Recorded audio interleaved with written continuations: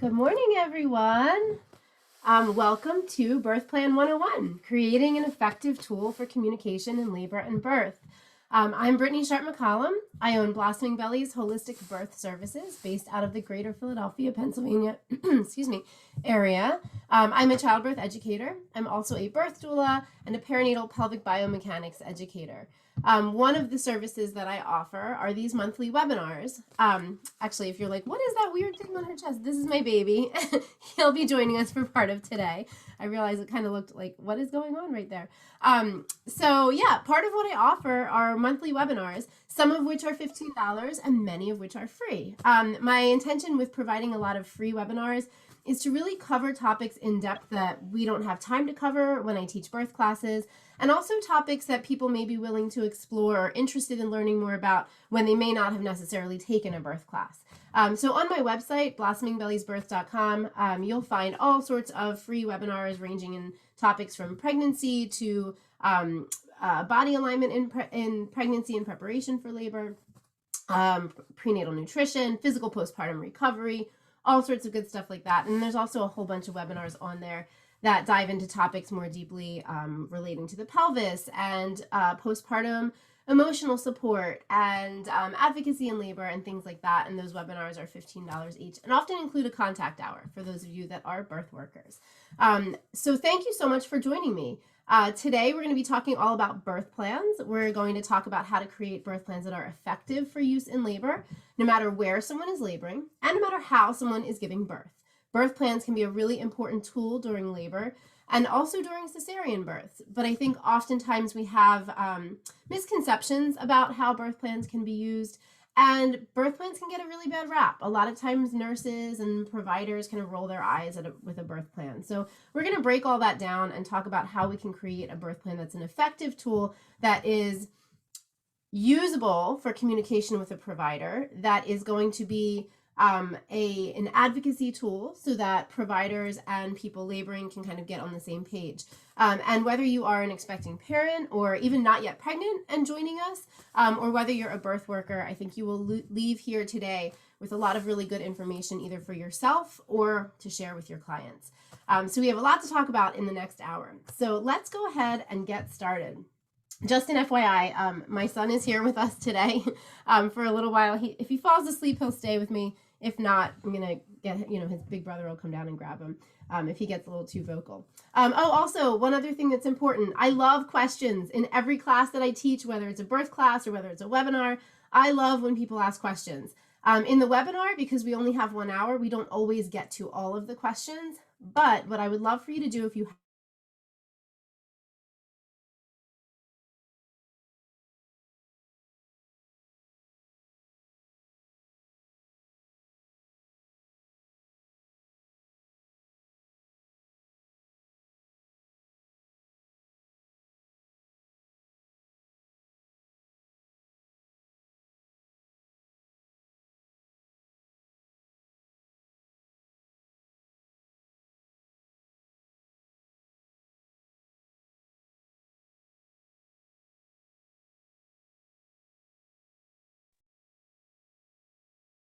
I think she's frozen, right? Yeah, I think frozen for me too. Me too. Okay. Oh, good. I thought it was me. Hopefully she'll be back soon.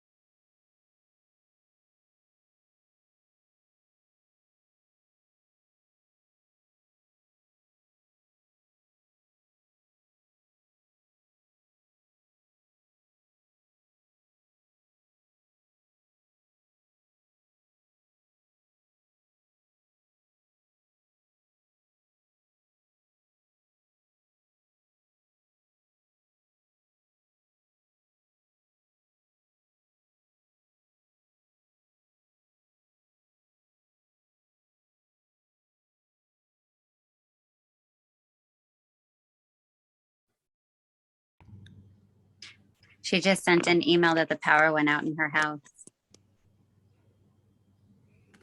Did you guys get that? Yeah, I just spotted that too. Okay. She's gonna give it a few minutes, she said. Yeah, hopefully it comes back. Oh boy. Oh. Oh.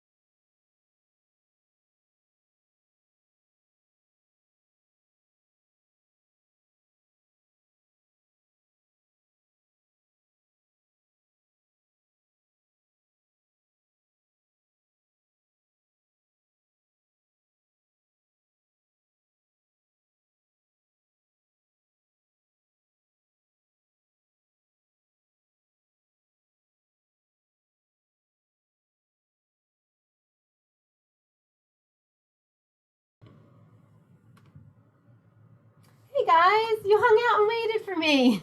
Thank you. So weird. That's really crazy that the internet went out just at the start of our webinar. That's never happened before in how many years of doing virtual stuff, but there's a first time for everything. I appreciate those of you that hung out on here and waited. I sent out a couple emails like, I don't know what's going on, and then went on Instagram on my phone and was like, you know, letting everybody know. I feel so bad about that. So I apologize. If you guys need to leave at 10 o'clock when the webinar was supposed to be over, totally fine. The recording's going to be sent out to everyone. So please, you know, do what you need to do. But thank you for joining me. I'm going to restart the intro just because we'll have a whole new, maybe it'll be a new recording. I'm not sure how Zoom's going to do that. But anyway, briefly, I will just reshare my intro. My name is Brittany Sharp McCollum. I own Blossoming Bellies Holistic Birth Services based out of the greater Philadelphia area. I'm a certified childbirth educator, certified birth doula, certified lactation counselor, and perinatal pelvic biomechanics educator. And one of the things that I offer are these monthly webinars, some of which cost $15 and include a contact hour for birth workers, and some of the webinars are free, like today's webinar. We have a whole bunch of free ones on the website, so check them out for sure. And if you need contact hours as a birth professional, you know, definitely check out the ones that we have available for $15 too. They all come with a contact hour through ICEA, at least for those that have been recorded within the past year. The contact hour expires after a year. All right, so let's get down to business. Today we're going to be talking about birth plans. Just an FYI, you can put your questions in the chat, and that way towards the end of our webinar, I'll go through the chat and we'll see what's in there, see what I haven't actually answered in the presentation, and then I will answer any questions that people have there.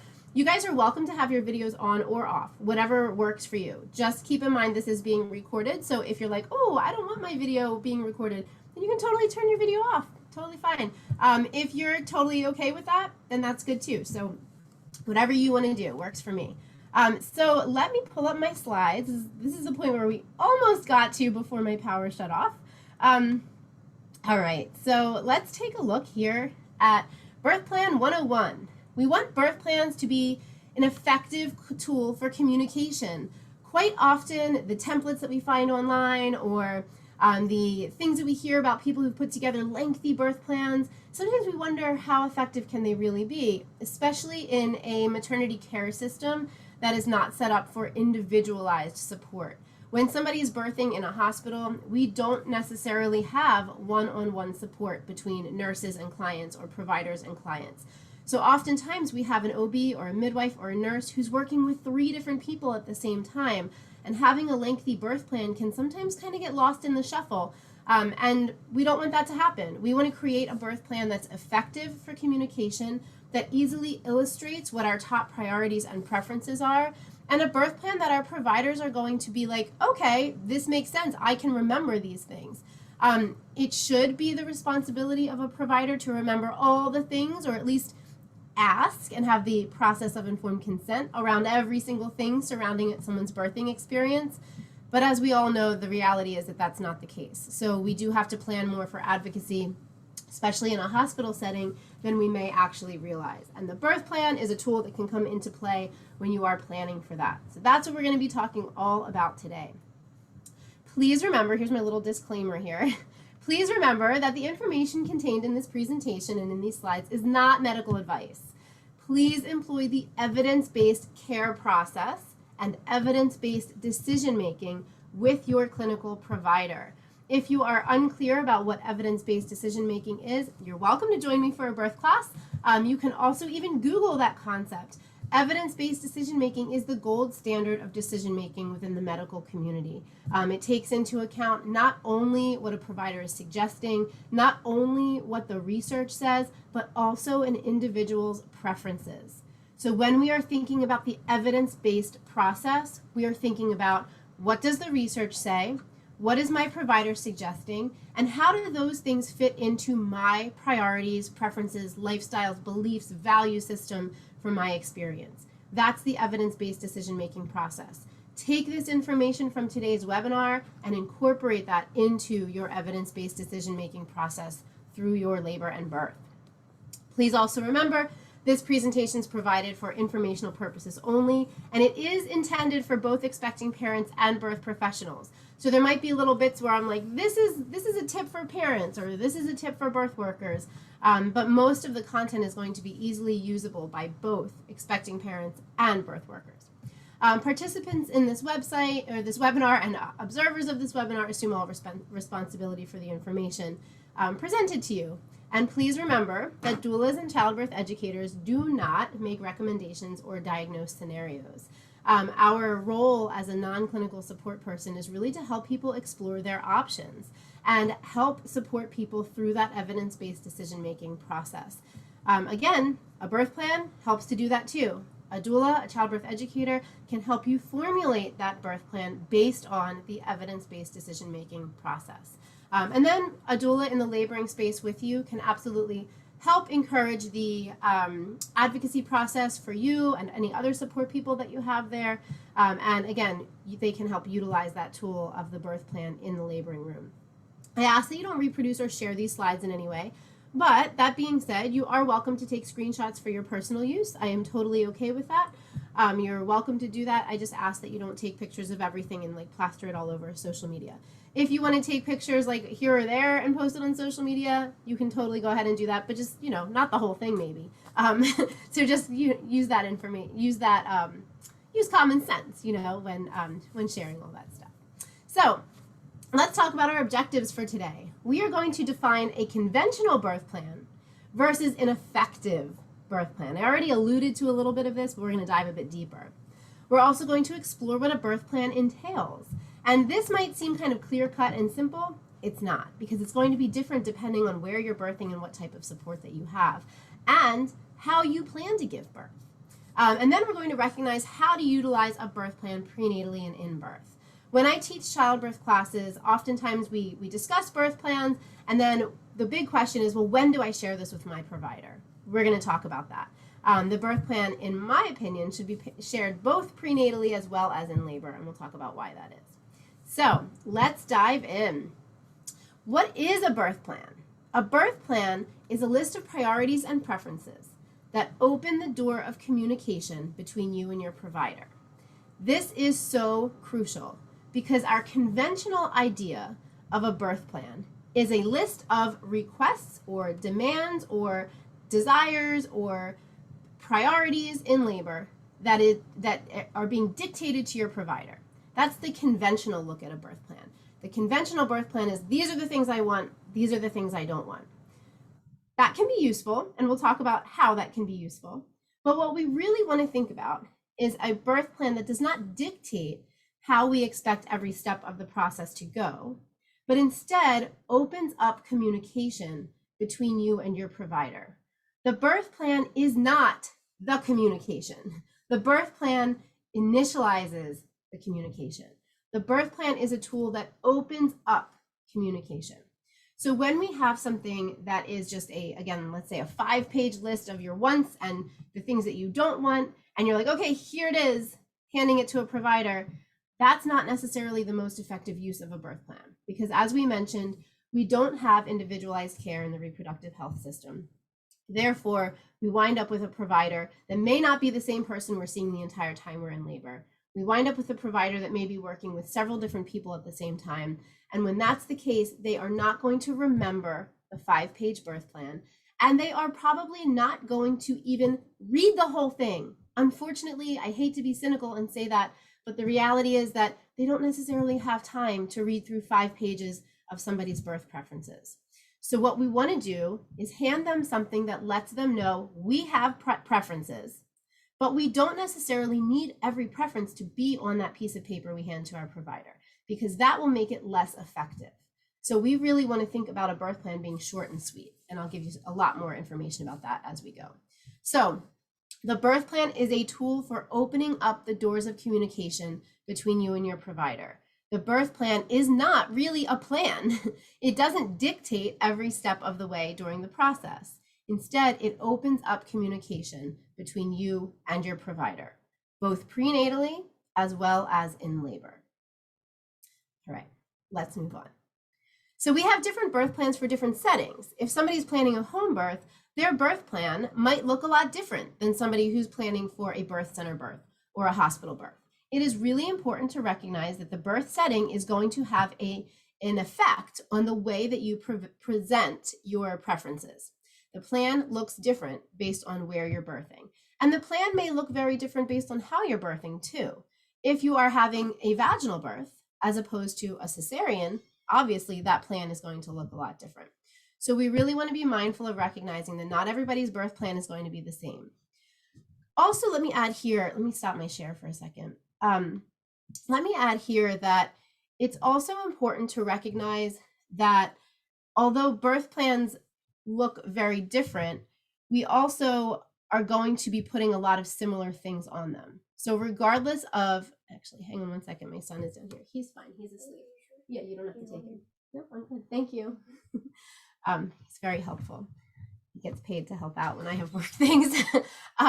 So we want to remember that although the birth plan looks very different, there are also a lot of similarities with birth plans. So there are things that may be in the same plan that somebody has for a hospital setting versus a home birth setting. But the way that we present this information to our providers is going to be really different. So different birth plans for different settings, an important component of that. And then also, I think, let's go back to the word birth plan too for a moment. If you were to Google birth plan, you'll probably find a lot of different ways of saying birth plan.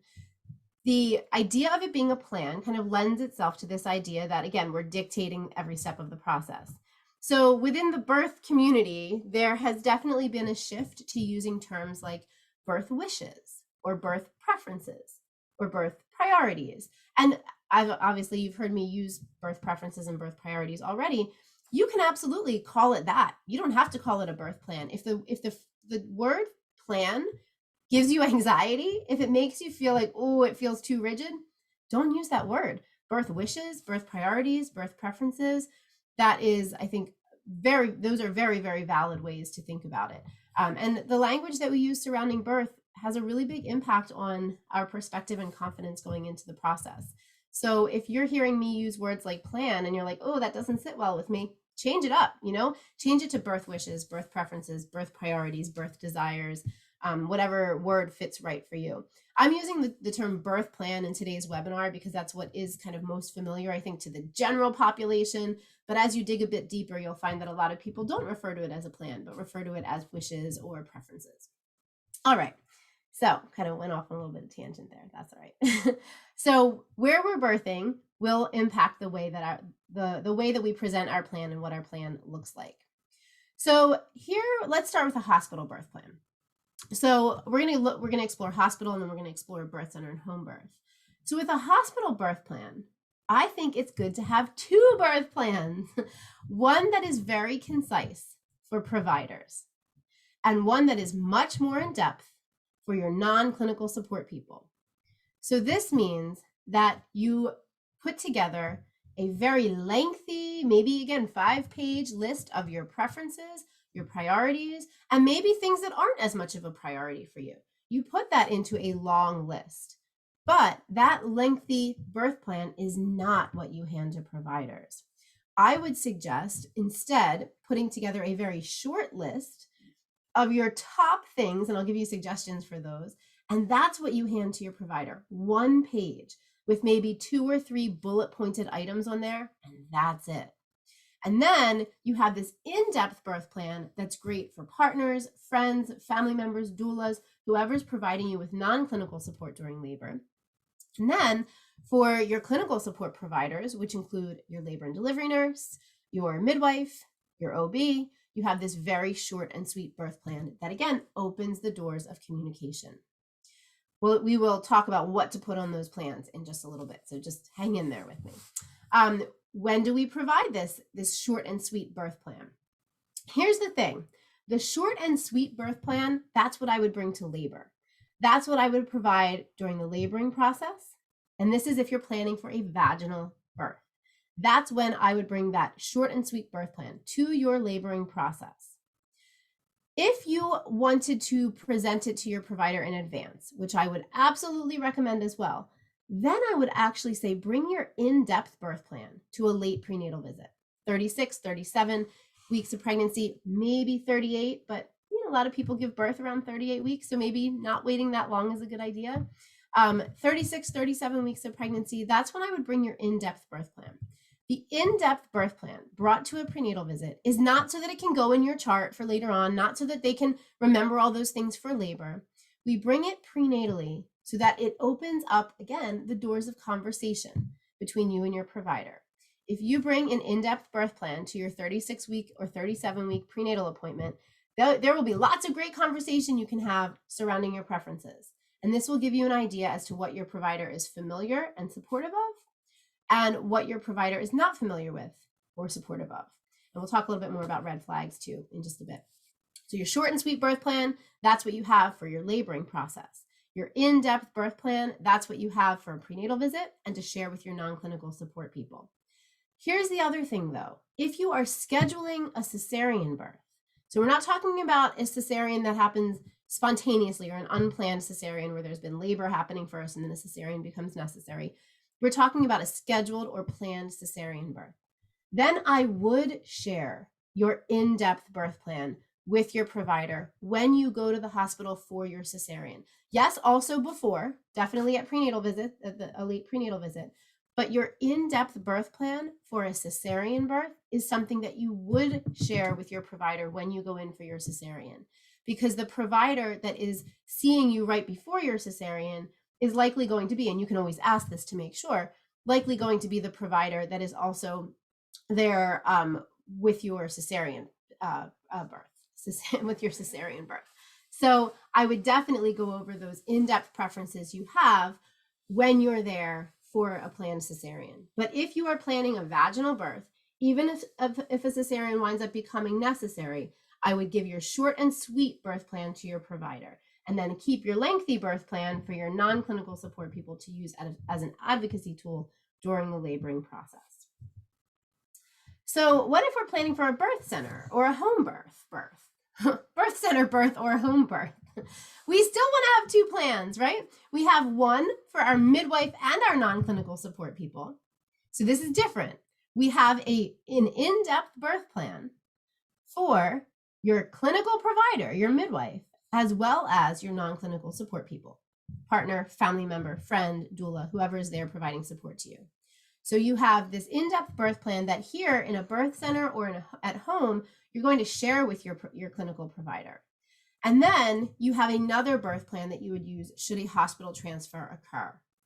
And if we're thinking about, okay, hospital transfer, what do we need there? Your in-depth birth plan that you shared with your midwife and your non-clinical support should include a section on if hospital transfer becomes necessary. So that in-depth birth plan that you've shared with your midwife and shared with your non-clinical support in a birth center birth and a home birth should have the inclusion of if a hospital transfer becomes necessary and your specific preferences. But you also want to have something to hand to the providers at the hospital. And this is so important because you've probably never met those providers at the hospital before if you're laboring and a transfer becomes necessary. So it's very, very important that you let them know what your top preferences are. And again, I will give suggestions for this if that hospital transfer becomes necessary. So we still have an in-depth birth plan and a short and sweet birth plan. But the difference is that our midwife in a birth center birth or home birth are getting our in-depth plan.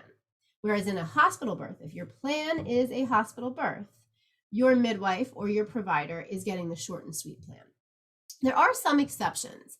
There are some midwifery practices that are very small, that have privileges at certain hospitals where you know who's going to be there to catch your baby. Same thing with smaller obstetrical practices.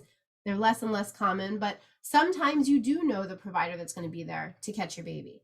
If you're birthing in a hospital, planned hospital birth, and you know the provider is going to be the one that's there with you, or there's like 2 or 3 providers in the practice and you know them all and you know philosophically they're on the same page with you with what your preferences are, then you may hand them your more in-depth plan when you go in labor.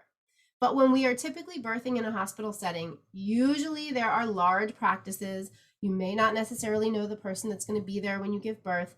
And like in the Philadelphia area, there are laborist models, which means that there are people on the laboring floor that only work on labor and delivery and never do office visits. So there may be people that you've never even had the opportunity to meet prenatally, in which case they could still be there to catch your baby, which is why we use that short and sweet birth plan if your plan is a hospital birth, with few exceptions. The exceptions being if you're working with a smaller midwifery or obstetrical practice where you know they're aligned with you in terms of what your preferences are, and you've developed a relationship with the provider that's going to be there with you for your birth.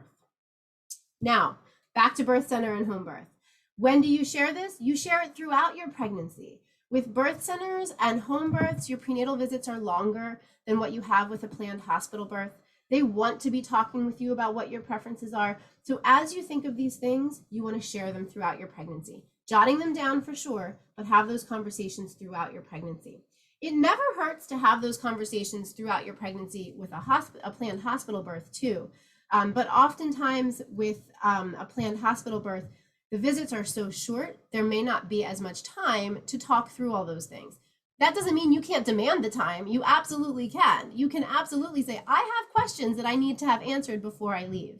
What often winds up happening, and I would definitely look at this as a red flag, is in a planned hospital birth with very short prenatal visits with providers that you may or may not have any sort of relationship with.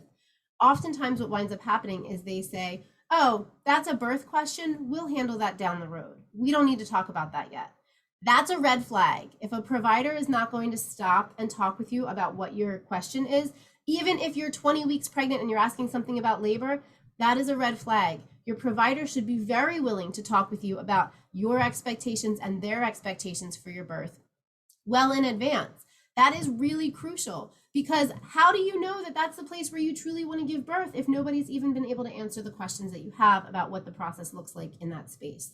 So if you have a provider at an earlier prenatal visit and you bring up questions about birth and they blow it off and they say, we'll talk about that later on, that's a question for your 36-week visit, that's a red flag. We definitely don't want to wait that long to have our questions answered, because then if you don't like the answers that you got, now you're a bit more stuck in terms of where you're giving birth. You're never stuck. I mean, you always can change your provider, but it can be a lot more stressful at the end of pregnancy than earlier on. Now, if you're planning a birth center or home birth in labor, you do want to share this with the nurse that's kind of checking you in, and your labor and delivery nurse and your clinical provider. So you're sharing this in-depth birth plan with everyone that you come across with at the birth center when you're in labor, and of course with your home birth midwife. Now, in a home birth, you're not going to have a nurse there with you. It's usually 2 midwives. So you're sharing this plan with your midwives, both in labor as well as prenatally. In a birth center, you're sharing it with everyone you come in touch with. Although, yes, midwives at a birth center may be working with 2 different people at the same time, it's a much more intimate setting, and they do take that time to read through what your preferences are when you're in labor. All right. I know this is a lot of information, so if you do have questions, please feel free to put them in the chat, and I will get to them towards the end of our presentation. So now we want to think about, what do we include in this list of priorities? We have our short and sweet plan, our in-depth plan, and these are just suggestions for what to include. You can put in there whatever you want, but I highly recommend in your short and sweet birth plan, this is for a hospital birth, that you put these 2 things. You request the process of informed consent at all times, and you request a nurse who is familiar with low intervention birth. I want to define low intervention birth in a minute, but let me share with you again when you're going to provide this. If you are planning a hospital birth, this short and sweet birth plan is what you bring to your labor. If you are planning a home birth or planning to birth at a birth center, you still need to have this short and sweet birth plan in the case of a hospital transfer. If a hospital transfer becomes necessary, this short and sweet birth plan is what you would provide to the hospital staff when that transfer occurs. So your hospital birth plan always looks the same, unless you're working with a small practice where you know who's going to be there to catch your baby at the hospital. So I request the process of informed consent at all times. Let's break that down for a minute. Informed consent is not a signature on a piece of paper. It is not you saying, okay, yes, I'm fine with internal exams. That is not informed consent process. The informed consent process means that you can change your mind at any point. It recognizes that when you've said yes once, that doesn't mean that you've said yes every single time in the future. It recognizes that if you say something like, I am comfortable with this internal exam, that does not mean that you're comfortable with the next internal exam. Maybe you are, but you would still need to give that consent again. When we recognize that informed consent is an ongoing process of communication, it becomes a lot clearer how much say you have in things that happen during your birth. Thankfully, there is greater awareness, I think within the past, I would say even the past 2 years or so, among hospital providers of the need for trauma-informed care, for the informed consent process. But that does not by any means mean that all providers are providing support in that way. You definitely want to head into the space thinking that I'm probably going to have to demand that informed consent process every step of the way. And if you're pleasantly surprised and you don't have to, which has happened to a few births that where I've been the doula, that's always amazing. And I love to remind the nurse, like, thank you so much for the care that you are providing to this person in such a trauma-informed or informed consent way. But more often than not, it's kind of taken for granted that a lot of people will just do what their providers are telling them without even fully understanding what the process is, what the implications are, what the alternatives are. So we want that informed consent process at all times. Making that clear up front lets your provider know every time they come in the room, you're going to have questions, you're going to expect a conversation, so they should plan on spending a bit more time in the room with you anytime that they're coming in to see you. The second part of that short and sweet birth plan is the nurse who is familiar with low intervention birth. And what does low intervention birth mean? We need to define that. Because if you're here and you're thinking, well, I definitely want an epidural, and maybe you're going to be induced, and you're like, well, this doesn't apply to me. Absolutely, it still applies. Low intervention, a nurse who's familiar with low intervention birth is an asset to anyone's laboring experience. Maybe not as much of an asset in a cesarean birth, but absolutely in a laboring experience, that nurse is going to make a big difference. And actually, let me take that back. I would say with a cesarean birth as well. Low intervention does not mean no intervention. And low intervention doesn't have specific aspects of labor care attached to it. Low intervention means we are taking a step-by-step, individualized approach to care. So yes, to go back on what I said, this is something that's important in both cesarean births and laboring experiences. This nurse is going to be more invested in your process. They're going to be more invested in your comfort during labor or cesarean and the immediate postpartum. They are going to be more aware of things like trauma-informed care and the consent process. They are going to look out for your other support people too. Does your partner need something to drink? Does your mother need a stool to sit on? The nurse is going to be much more aware of the needs of your support people. And that nurse is also going to be a great, maybe not mediator, but go-between for you and your primary provider, your midwife or your OB. The nurse is the person that you see far more often than anybody else when you're in a hospital setting. And so having a great nurse can make all the difference. So these are the two things that I would put on a written birth plan that you are handing to your provider when you head into the hospital and you're in triage, which is before you're admitted. You head into the area where they just assess where you're at in labor. This is where you say, hey, I have a short birth plan. I'd like to share it with you.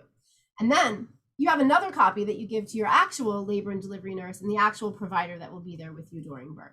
And these are the things that you put on that short and sweet birth plan, in my opinion. Of course, again, you could add something else that feels really important to you, but I would absolutely say these are the two things that you have on there, and maybe one or two other things if you have things that are specifically important. Now with your in-depth birth plan, wow, you can see a whole lot of stuff here, right? Your in-depth birth plan may not include all of this depending on where you're giving birth. Your in-depth birth plan though is definitely going to be a much longer, more in-depth list of your preferences on lots of different topics. And these topics include, but are not limited to, induction or augmentation, monitoring, use of IV fluids, use of movement in labor, pain relief options, internal exams, pushing, the way you want to push, the positions you want to push in, cesarean birth, The third stage of labor, we often forget about that when we have to push out that placenta and the rest of the afterbirth. Postpartum care, because you're in a hospital for typically 2 nights with a vaginal birth, 3 nights with a cesarean birth. What are your preferences for your postpartum care? And then your preferences for baby interventions, things like the vitamin K shot, erythromycin eye ointment, routine newborn circumcision, all of those things and more. What are your preferences on those? We're not going to go through all of these things. I mean, this literally, if we went through each of these things in depth, this would be hours and hours of discussion. But I urge you to look into these topics, whether you're taking a birth class, talking through them with your doula, doing some research on your own. Make sure you are utilizing resources that cite their research. So be wary of things like pregnancy.com. That's not necessarily a good source to go to for evidence-based information about these topics. I would suggest websites like evidencebasedbirth.com. I would suggest the Cochrane Review. I would suggest the National Institutes of Health. Those are where you're going to find research on these different topics. I would definitely hesitate with websites like whattoexpectwhenyourexpecting.com and pregnancy.com. If they're not citing their research and not providing options as opposed to recommendations, or this is what happens, then it's probably not a resource that you want to check out. So you want to think about your preferences for all of these different topics. Some of them may apply to you in a hospital setting. Some of them may not apply in a birth center or home birth setting. So this is just a list. This is not, something that I expect every single person to use. But this is where you'd have those preferences. Notice we have a cesarean birth section here. If a cesarean becomes necessary after a laboring experience, you want to have your preferences laid out. If a hospital transfer became necessary, you want to make sure that you have these preferences laid out so that if your care has to switch from your home birth provider to a hospital-based provider, you can still use this as an advocacy tool. Remember though, if a hospital transfer became necessary, you're going to hand them this short and sweet birth plan. But this in-depth birth plan is going to be what support people and laboring people use for advocacy, as an advocacy tool. So we're not handing that to a provider. We are using that as a tool for voicing our preferences, hopefully done by someone else other than the person laboring, because when you're in labor land, your thinking brain should be disengaged. But that's why we do that work in advance in pregnancy and talk about our preferences at that point. So we have them laid out so that our support people can be the best advocates possible for us in labor. So those are your 2 kind of separate birth plans that you would have. Now, it's really important to think about cesarean birth, because the question often is, well, in labor, there's all these things I might want to do. I might want to push in an upright position. I might want to stay home until active labor. I might want to refuse breaking my bag of waters. I might not want IV fluids, right? Like there's all these things you might not want when you're in labor that are often routine in a hospital setting. So we sometimes forget that birth plans aren't just for a vaginal birth. So birth plans are also for cesarean births, because you actually have a lot more options available to you than we often think we do with cesarean birth. So let's explore birth plans for cesarean birth. What is different when we're planning for a scheduled cesarean? When we are planning for a scheduled cesarean, our emphasis is going to be on this in-depth birth plan. We share this with our providers prenatally and when at the hospital the day of birth. And I mentioned this before, and I'm going to reiterate it again. When we are going in labor, we hand our hospital support people this short and sweet plan, because they're working with several different people at the same time. They're not in the room the whole time. The shift may change when you're there. But if we are going in for a planned cesarean birth, you generally know in advance. You might have to ask, but you can find out in advance who the obstetrician is that's going to be doing the cesarean birth. Then that's the person that's going to be providing you with that support during the cesarean. So you can present your in-depth birth plan to them, because they're going to be there with you one-on-one during that process. So you bring it in advance at a prenatal visit, so you can talk with them about your preferences and again, kind of feel out what they're most familiar with and what they're not, and what they are supportive of and what they're not. And then you're also going to bring that in-depth list of preferences to the hospital the day when you are having your birth. Also, I would definitely recommend make sure that support people know their role in both ensuring that certain things occur and advocating if necessary. I think sometimes, again, with a cesarean birth, we often think, oh, the birth plan goes out the window. Not the case. Birth plans are just as important for cesarean births, scheduled or not, as they are for vaginal births. Let me stop my share here for a second, because I want to talk a little bit about how partners or other support people can utilize that tool of the birth plan. So we have this short and sweet birth plan, handing that to the provider.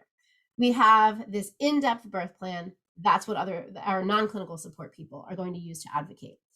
The idea is not that the person laboring is going to be, reviewing their in-depth birth plan and having these conversations. That's not what that birth plan is for. That in-depth birth plan is, like we said earlier on, to share with your non-clinical support partners, family members, friends, doulas, whoever is going to be there supporting you. Now, that is their cheat sheet for labor advocacy. That in-depth birth plan is your non-clinical support people's cheat sheet. So when a partner is in a situation where they have to voice what you want and they can't quite remember what it is that you want, they have this piece of paper that they can refer back to. For doulas, it's really, really helpful to have that in-depth birth plan because it helps doulas remember all of your specific preferences. Doulas may not actually advocate for you, but they will remind you to advocate. Wait a second, didn't you have a preference on delaying cord clamping? Did you want to share your preference on delayed cord clamping? Or reminding partners to advocate. You guys wanted to do delayed cord clamping. Now is the time to talk about that. So that in-depth birth plan is a tool for support people to use to remember to advocate for certain things in labor and birth. Because it's not feasible to expect, especially, partners that may be providing 24/7 support in labor, it's not feasible to expect them to remember every single thing. So we have that in the in-depth plan so that it's something that partners, doulas, friends, family members can refer back to as a tool for advocacy. That's how the birth plan really works with partners. It's their birth plan. It's their tool for advocacy. And of course, the person laboring, you can absolutely advocate throughout labor. But the goal is to not have you have to use your thinking brain too much. Because when our thinking brains are on overdrive in labor, it can overpower the primal parts of our brain that are releasing oxytocin, which is that amazing hormone that causes uterine contractions. And when that primal brain is overpowered, we often see that people in labor feel more agitated. They might feel more anxious. They start to feel less of an endorphin release. And they start to feel a little bit more panicked and overwhelmed by their contractions, which can then actually cause contractions to slow down. So we don't necessarily want the person laboring doing all of this advocacy work.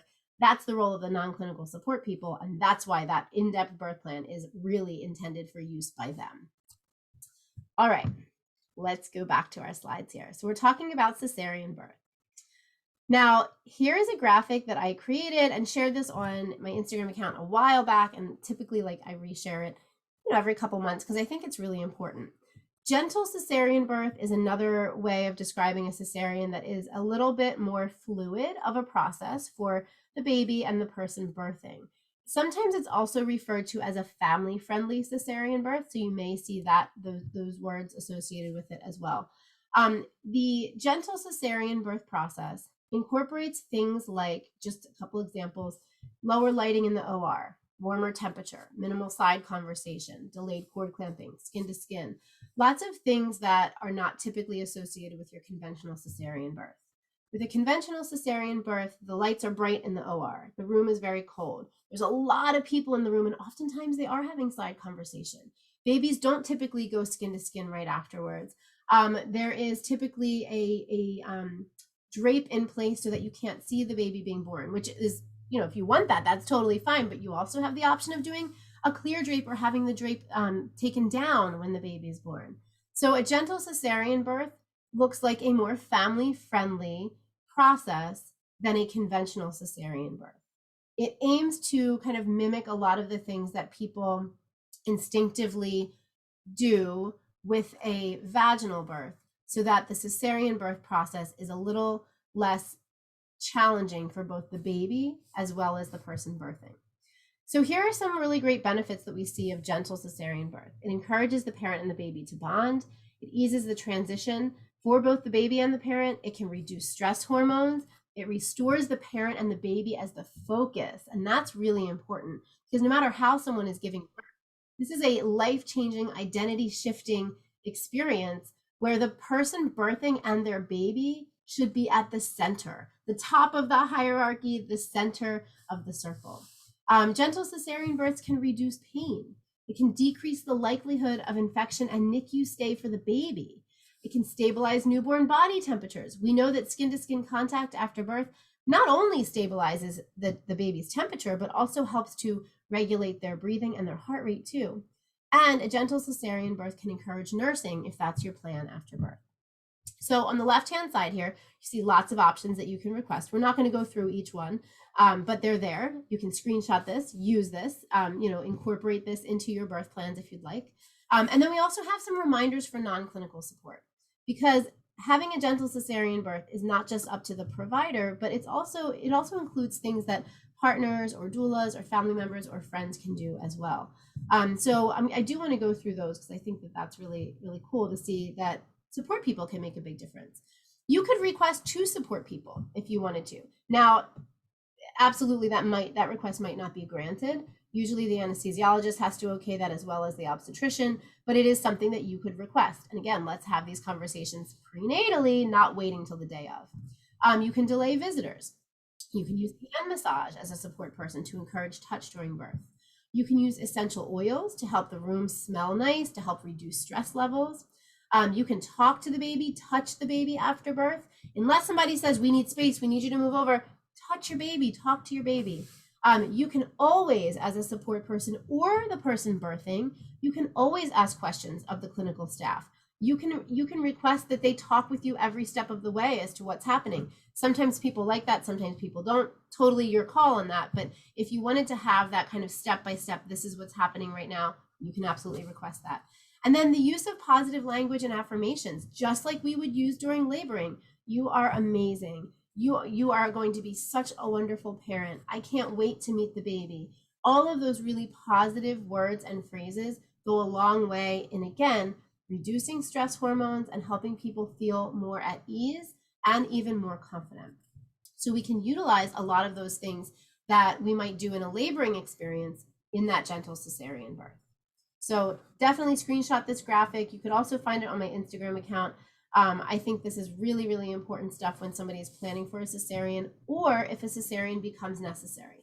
It is important to point out, though, that if a cesarean becomes necessary after a laboring experience, depending on the reasons for cesarean, some of these things may not be as feasible. With a scheduled cesarean, there's more opportunity to control the environment than there is with an unplanned cesarean. But again, that does depend on the actual reason for the cesarean birth. And not every provider is familiar with these things. There are many providers that are not at all familiar with these things. There are some really great Instagram accounts that you can follow that aim to educate people about gentle cesarean births. But it is really important to remember that you have the right to make requests no matter how you are giving birth. All right, let's move forward. So when we're sharing preferences with providers, we talked about this a little bit, but I said I wanted to get a little more into this, especially the red flag scenario here. When we're sharing preferences prenatally with our providers, we want to think of this as a time to observe how our providers are responding to our in-depth list. Prenatally, we're not giving them that short and sweet birth plan. That's a tool for labor, but we are giving them our in-depth list at a prenatal visit. If they don't have time to review everything, that's okay. You can bring the rest of it back at the next prenatal visit, which is all the more reason to start sharing those things even earlier if possible. But think of this as a time to observe your provider's reactions. So that means that if you say, here, this is a good example. If you say, I don't want an episiotomy, is that going to be a problem? And a provider says, oh, we never cut episiotomies. Red flag. Never is a red flag. Anytime you hear never or always, those are red flags. Those are times when we're like, wait a second. Sometimes, although not very often, but sometimes an episiotomy can be clinically necessary. So we want to know, not only do you ever do this, what are the circumstances that would warrant you cutting an episiotomy? So we want to use this in-depth birth plan to kind of get a feel for what how providers are responding, what they're familiar with. and also to start asking even deeper questions. And I would encourage you to ask questions that are not yes or no, open-ended questions. They're going to get you a lot farther than yes or no questions. For example, are you okay with me birthing in a squat? Oh yeah, that's fine. That's a yes or no question. That doesn't provide us with much information. It's an easy way for providers to kind of blow things off. But what you could say is, what positions have you recently caught babies in? What positions have parents been in recently when you've caught babies? And if they're like, oh, they've all been reclined. Okay, now we understand that that's probably what our provider is most familiar with. If they say, oh, I actually had this really amazing birth where this person gave birth on their side with their knees together, closed knee pushing. It was awesome. Great, now we know we have a provider who has more tricks up their sleeve. So we do want to be aware of how providers are answering, and we want to give them the opportunity to share information freely with open-ended questions as opposed to always yes or no questions. And that in-depth birth plan is a great starting point for those conversations. Now in labor, we use the short birth plan to let our providers know that you want to be an involved participant in the process. That's the goal of that quick, concise birth plan. Informed consent process at all times. That's a reminder to your provider that you have questions, you want to have conversations every step of the way. It also lets them know that you want a nurse who is invested in your laboring experience. And then in labor, the in-depth birth plan is that tool that support people use to remember the priorities in birth and to use their voice in advocating for those priorities and preferences. All right. So here are some common questions that we often have as we are thinking about birth plans. These are questions that I've taken directly from birth classes that I've taught, and these are questions people have specifically asked during birth class. What if I really don't want something? What if I really don't want something, like maybe an episiotomy? I should definitely put that on the short list, right? So you'd have informed consent process, nurse familiar with low intervention birth, no episiotomy. No, I would not put that on that really, really short list, because the short list encourages communication. The in-depth list is your preferences. In the moment, even if you have put on there, I don't want an episiotomy, if you're working with a provider who routinely cuts episiotomies, you are going to need to advocate for that in the moment. So that is something that goes on your in-depth birth plan. That is not something that goes on your short and sweet birth plan. Another example would be, I don't want my water broken. Don't want my water broken. Great, but that needs to go on the in-depth birth plan. If your provider says, let's break the water, that's a time to have a conversation. And then you say, I'm not comfortable with that. Or maybe you've changed your mind based on the reasoning or whatever, and you've decided you are comfortable with that.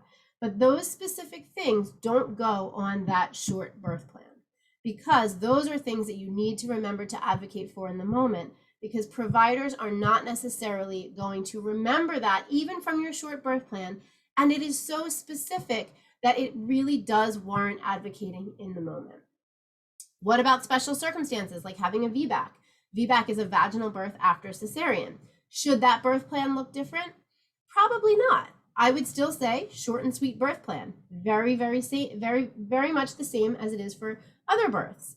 But maybe your in-depth birth plan looks a little bit different.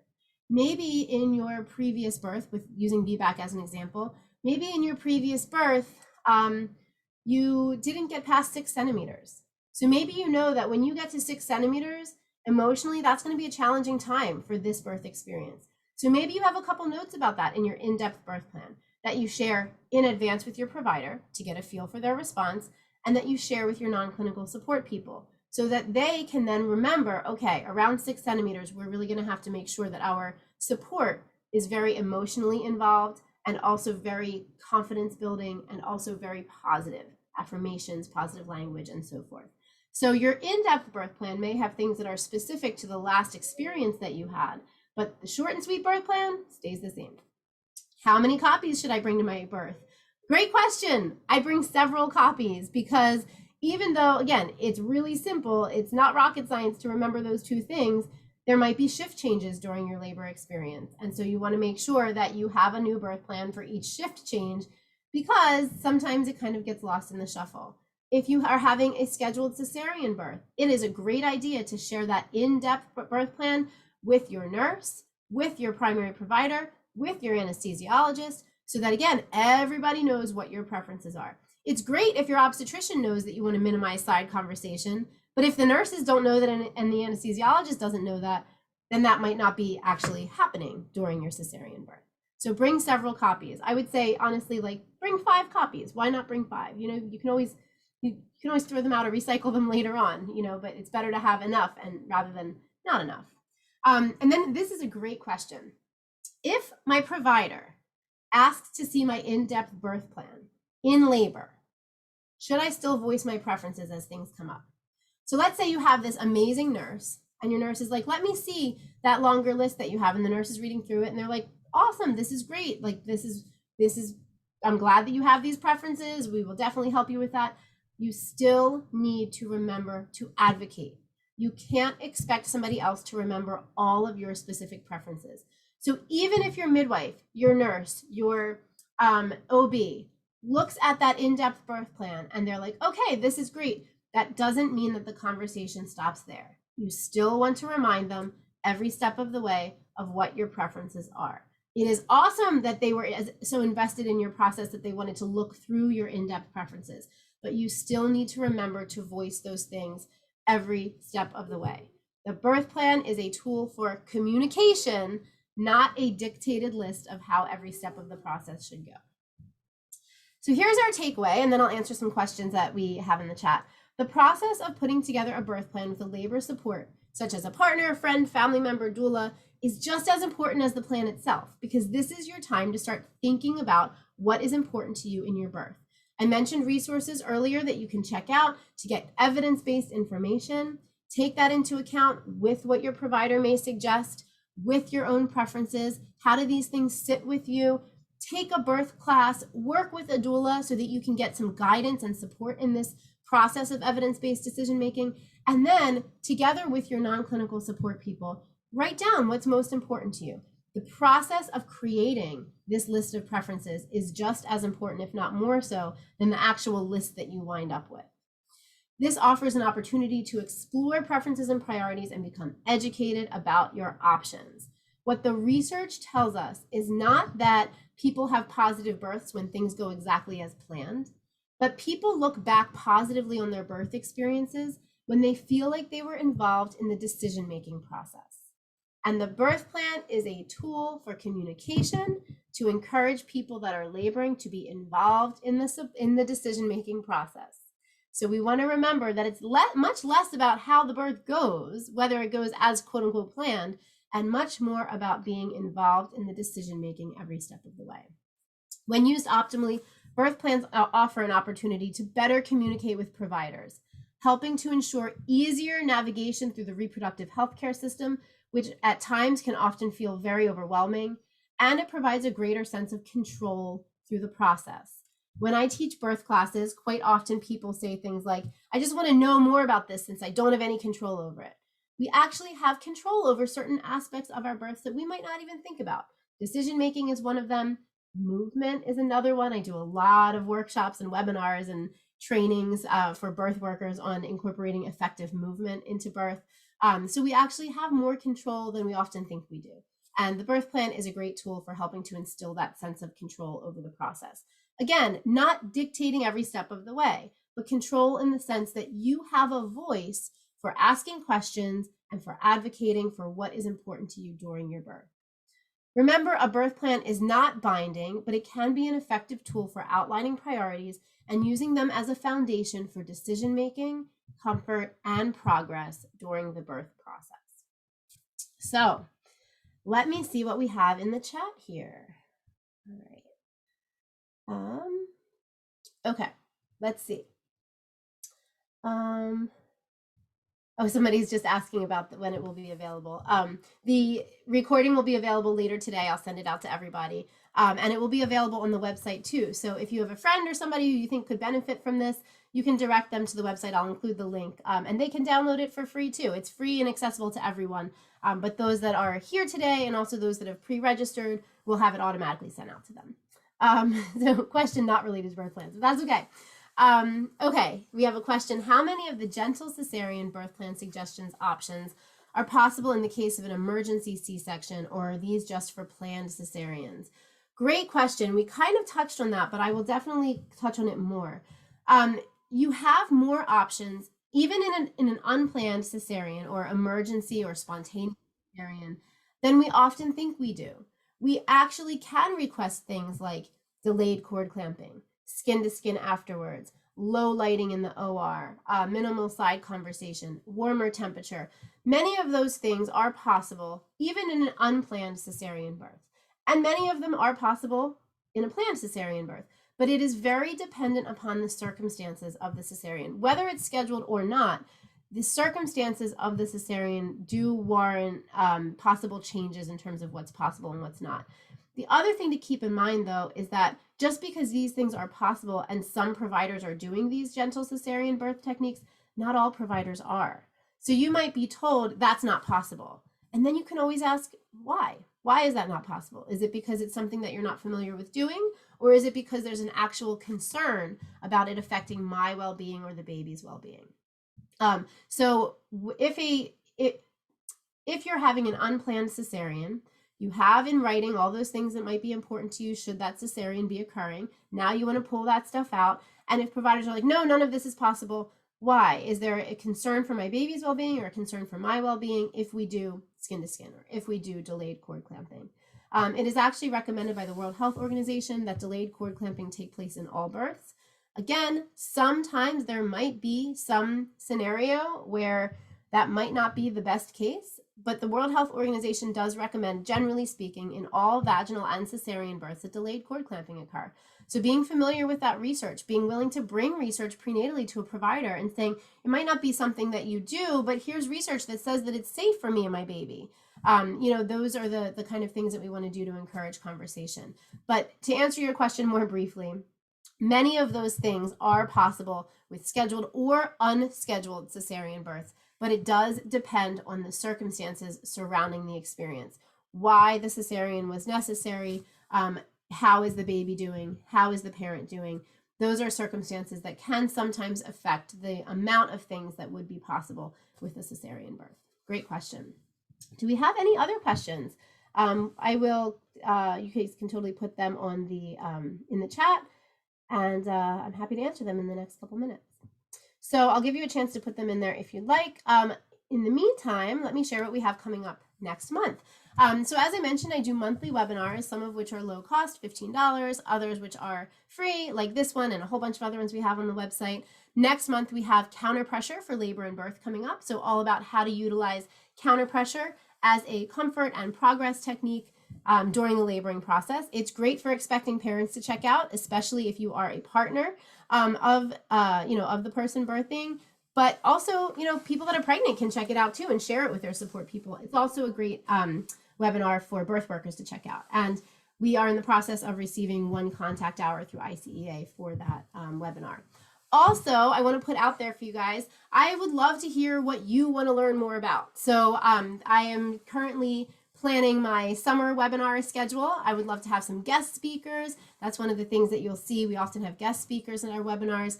And I want to hear what you guys want to know about. So if you want to shoot me an email, I'll put my email in the chat. Let's see. I'm going to put it in the chat, and then you can send me an email about what you want to see in the upcoming webinars if you'd like.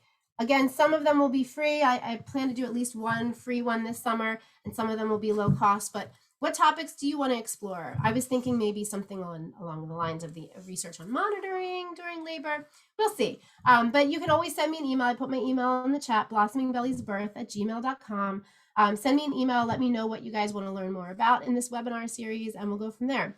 Thank you guys so much. Thank you for your participation. Thank you for coming. Thank you to those of you who are checking out the recording. I would love to hear from you. Share your feedback. Let me know what you do want to hear about in the coming months. And I also really appreciate you guys being so flexible with my power going out. That was crazy. Not good timing. But thank you guys all for being here and supporting me through that unplanned little snafu that we had. So thank you guys so much. Have a wonderful rest of your day. And hopefully I will see you in the future for another webinar. Bye, guys.